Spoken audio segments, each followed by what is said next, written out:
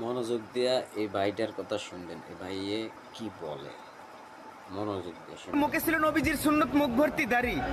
এমন একজন মানুষকে তোরা নৃশংসভাবে কি করে এই দুনিয়া থেকে বিদায় করতে পারলি? 24শে জুলাইয়ে ছাত্ররা দেশ আন্দোলন করে পুনরায় স্বাধীন করে তারা রয়েছে এখন নিজেদের কেরিয়ার গড়া নিয়ে ব্যস্ত। আর পুলিশেরা ঘটনা ঘটে যাওয়ার পর ঘটনাস্থলে পৌঁছাবে। সেনাবাহিনীরা ব্যস্ত রয়েছে তাদের গৌরব আর অহংকার নিয়ে। 20 জন মানুষ মিলে করেছে দেশে সরকার গঠন। দেশে না আছে কোনো নিয়ন্ত্রণ, না আছে কোনো আইন কানুন। তারা তো তাদের জায়গাতে সেবে আছে।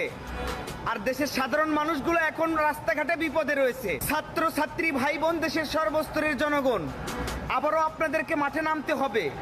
এবার কোনো দলের জন্য বা কোনো জাতির জন্য নয়, দেশের সর্বস্তরের সাধারণ মানুষকে নিরাপত্তা দিতে হবে। সন্ত্রাসবাদীরা যেভাবে আমার ভাইকে এই দুনিয়া থেকে বিদায় করেছে, তাদেরকেও ঠিক এইভাবেই বিদায় করতে হবে।